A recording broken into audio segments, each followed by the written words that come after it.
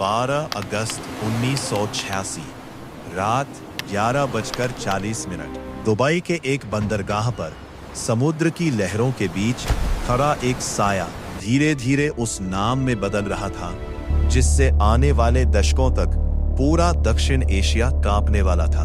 वह नाम था दाऊद इब्राहिम। पर यह कहानी किसी अपराधी की जीवनी नहीं बल्कि उस अंधेरे साम्राज्य की कथा है जो बंबई की तंग गलियों से उठकर दुनिया के सबसे खतरनाक नेटवर्कों में बदल गया। 70 के दशक की बंबई जहां मिलों का धुआं आसमान को ढकता था, वहीं बंदरगाहों पर सोने और हथियारों की तस्करी एक समानांतर अर्थव्यवस्था बना रही थी। इन्हीं अंधेरों में एक पुलिस कांस्टेबल का बेटा अपराध की दुनिया के नक्शे को बदलने लगा। छोटी मोटी चोरी, तस्करी और गिरोहबाजी धीरे धीरे एक संगठित साम्राज्य का रूप ले रही थी। हर हत्या सिर्फ बदला नहीं, एक संदेश होती थी। हर सौदा सिर्फ पैसों का खेल नहीं, सत्ता की सीढ़ी था।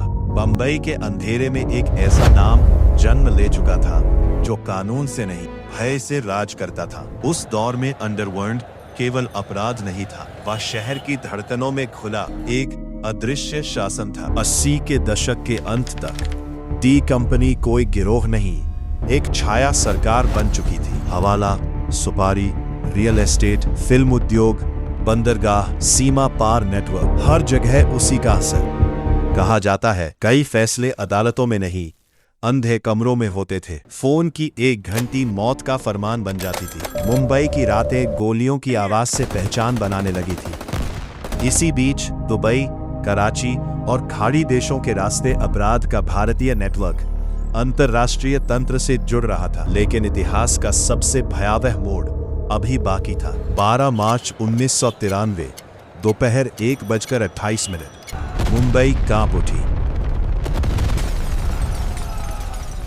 सिलसिलेवार विस्फोटों ने सिर्फ इमारतें नहीं तोड़ी, भारत की सुरक्षा सोच को बदल दिया। धुएं से भरी सड़कों पर अफरा तफरी थी, लेकिन परछाइयों में बैठे लोग अगली चाल सोच रहे थे। उस दिन एक अपराधी सिर्फ माफिया नहीं रहा, राष्ट्रीय सुरक्षा का दुश्मन बन गया। और यही से शुरू हुई उस शिकारी और शिकार की दौड़ जो दशकों तक चलनी थी। विस्फोटों के बाद दुनिया की कई खुफिया एजेंसियों की नजरें एक ही नाम पर टिक गई। इंटरपोल नोटिस, गुप्त डॉजियर, सीमा पार अभियानों की योजनाएं, हर तरफ शिकार शुरू था। लेकिन शिकार जितना बड़ा था उतना ही अदृश्य भी। कहा जाता है कराची के सुरक्षित ठिकानों में बैठकर वो सिर्फ छिप नहीं रहा था बल्कि एक नया नेटवर्क बना रहा था। तस्करी अब आतंक वित्त पोषण से जुड़ रही थी। बंदूकें और बारूद उन रास्तों से गुजर रहे थे जिन्हें आम नक्शे नहीं दिखाते। इसी बीच भारतीय सुरक्षा ढांचे में भी परिवर्तन हो रहा था। छाया में रणनीतियां बन रही थी। कई नाम सामने आए जिनमें अजीत डोभाल का नाम एक रहस्यमयी रणनीतिकार की तरह उभरा। ये केवल अपराधी को पकड़ने का मिशन नहीं था, ये छाया युद्ध था जहां गोली से अधिक सूचना घातक थी। हर मुखबिर की सांस पर मौत मंडराती थी। हर गुप्त सूचना एक जाल भी हो सकती थी। दाऊद इब्राहिम का साम्राज्य सिर्फ डर पर नहीं, भ्रम पर भी टिका था। कभी उसकी बीमारी की खबर आती, कभी मौत की अफवाह, कभी गुप्त ठिकानों की चर्चा, लेकिन हर बार परछाई फिर लंबी हो जाती। अपराध की दुनिया में उसका नाम एक किंवदंती जैसा फैल गया था। बॉलीवुड से लेकर क्रिकेट सट्टेबाजी तक उसके प्रभाव की कहानियां फुसफुसाहटों में घूमती रही। कहा गया कि कई सितारे भी इस अंधेरे की पकड़ से बच नहीं सके। पैसा सिर्फ दौलत नहीं था, प्रभाव का हथियार था, और यही उसे सामान्य अपराधियों से अलग बनाता था।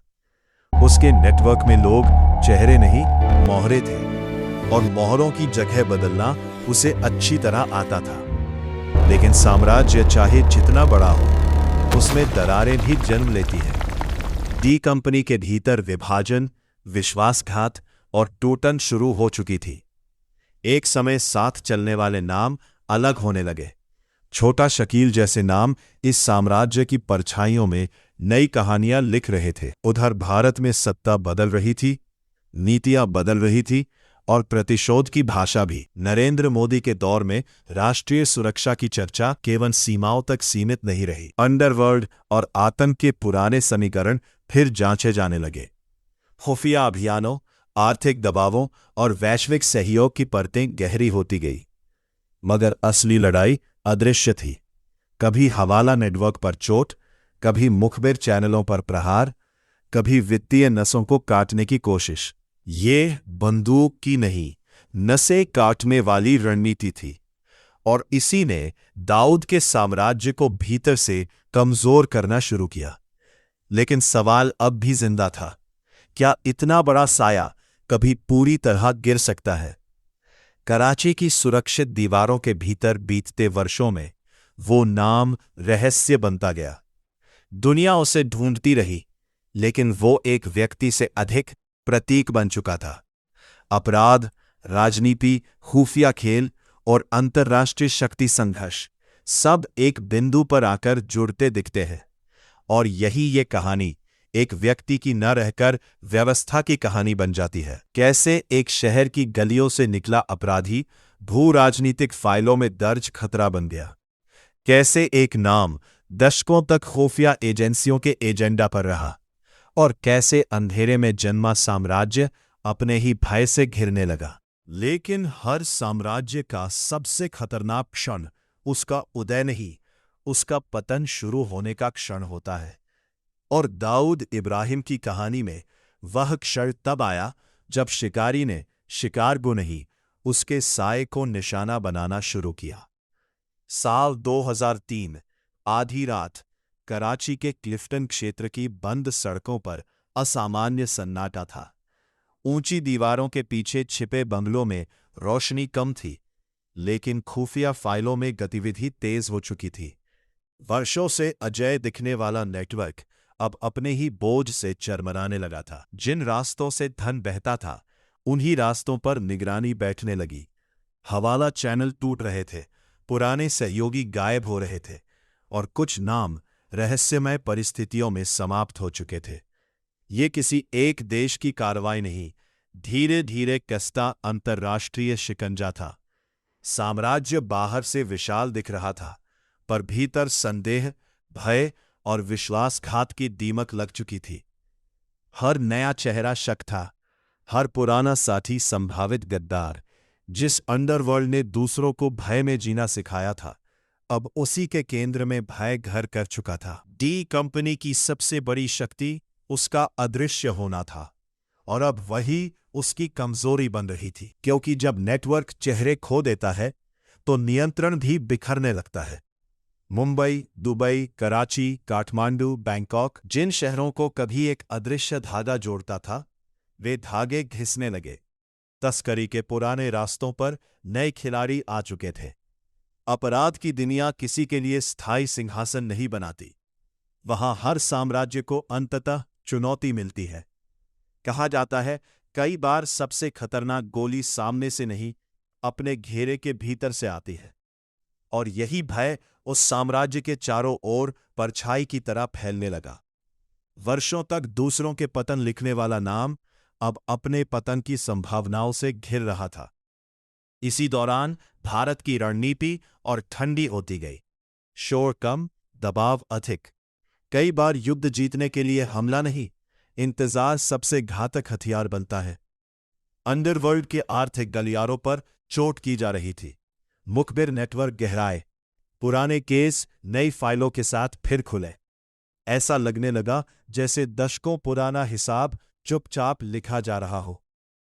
अजीत डोवन जैसे नामों से जुड़ी रणनीतिक सोच अक्सर इन्हीं छाया अभियानों के संदर्भ में चर्चा में रही, जहां लक्ष्य व्यक्ति नहीं, उसके अस्तित्व की संरचना होती है। और जब संरचना टूटती है, साम्राज्य अपने आप गिरता है। पर इस कथा का सबसे भयावह पक्ष केवल अपराध नहीं, उसका प्रभाव था। एक व्यक्ति कैसे बंदरगाहों से उठकर राजनीति, सिनेमा, खेल, तस्करी, आतंक और अंतर्राष्ट्रीय शक्ति समीकरणों तक पहुंच गया, यह आधुनिक इतिहास के सबसे अंधेरे अध्यायों में गिना जाता है। मुंबई की गलियों में जन्मी कहानी कराची के सुरक्षित घरों तक पहुंची, लेकिन उसका साया दुनिया भर की खुफिया रिपोर्टों में दर्ज हो चुका था। वह अब केवल भगोड़ा नहीं था, वह उस प्रश्न का प्रतीक था, क्या अपराध कभी इतना शक्तिशाली हो सकता है कि राज्यों को चुनौती दे सके, और यदि हाँ, तो उसे समाप्त करने की कीमत क्या होती है। समय बीतता गया,